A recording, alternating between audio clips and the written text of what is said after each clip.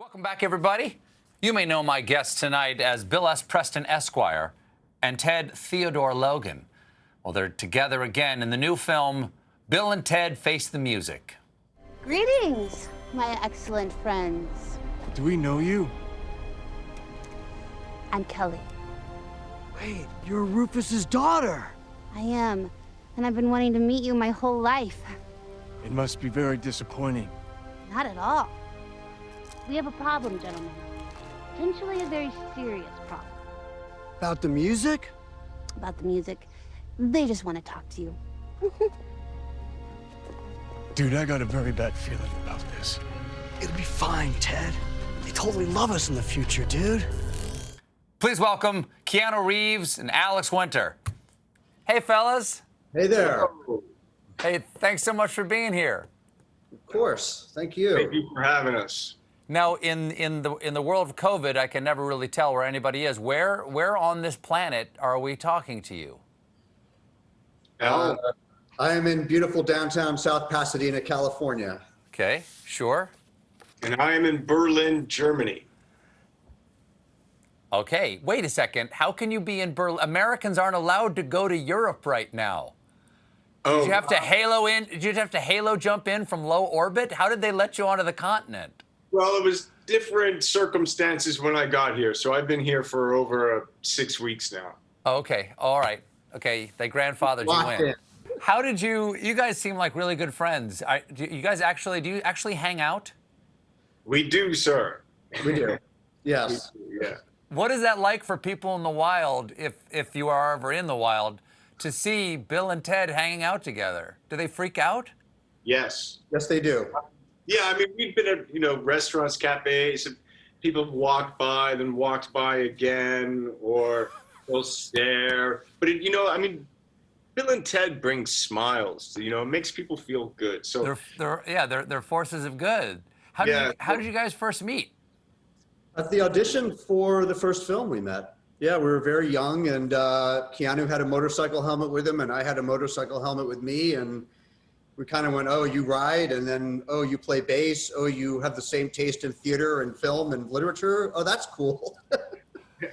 So we hit it off like right away just as friends, and it took a long time to get the part. So we kind of became friends along the journey of auditioning for Bill and Ted 1.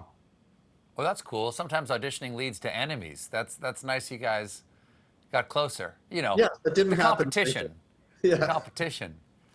So here's a movie. You didn't know what to expect. When does it occur to you that you have a hit? Because at this point, it's a cultural milestone. It's an artifact of modern, at least English-speaking culture. When did you know that it was something special? Keanu? When did you know? Yeah, I think I think our first blush with it was people like yelling, be excellent or party on or wild stallions or dude. From cars, from... Are you telling me people didn't just yell that at you already? No, not like that. Not like that. And then when it became generational, like when people started saying, oh, I just showed my kid Bill and Ted. Yeah. Well, it's been nearly 30 years since the original Bill and Ted was released, or is it more than? The last Bill and Ted was 91. So when you finished Bill and Ted 2, did you say, you know what? Let's just let the third one marinate for 30 years, and I'll meet you right back here. Yeah. That's exactly what happened. No, that's not what happened at all. We had Keanu, we had no thoughts of doing another. We just went on our merry way. Yeah, it was just,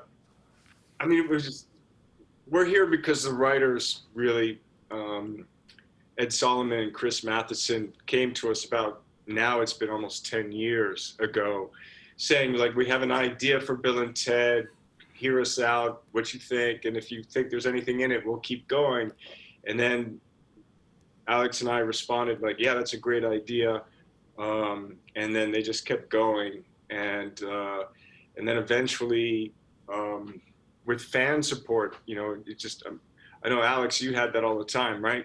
was just like, it started to kind of like, is there another Bill and Ted? Is there another Bill and Ted? And then that kind of rose up into really kind of convinced some of the business people in show business that they would kind of get behind the project.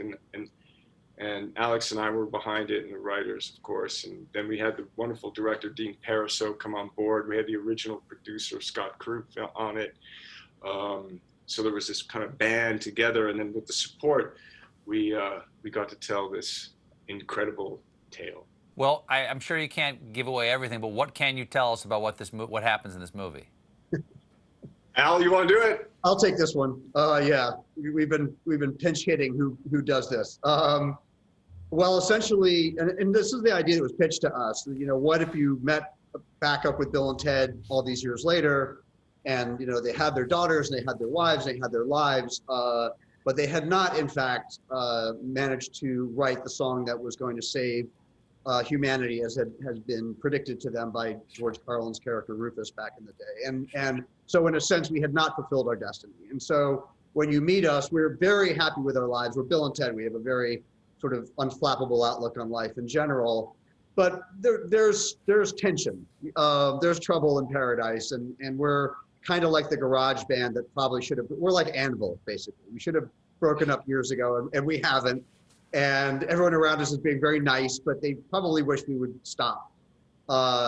And of course, in movie fashion, we are visited from someone from the future who tells us that now the fun's over. If we don't actually come up with this song in a very short period of time, all of space-time is going to end. And thus, sets us off on a journey, a kind of somewhat Dickensian journey through different iterations of our own lives to find in which of these iterations we were great.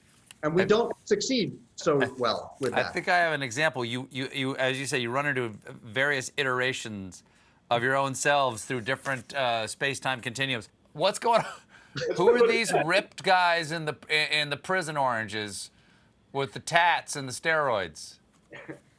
Well, Bill and Ted are going into they have to find this one song that has to be played by a particular point in time. And so we're going to our future selves to try and get the song, because we haven't written it. So maybe our future selves have written it. And we come across those guys who are in prison because there's some shenanigans and hijinks that take place that Bill and Ted end up being in jail. And so now we're kind of like, you know, the lords of the yard. Yeah.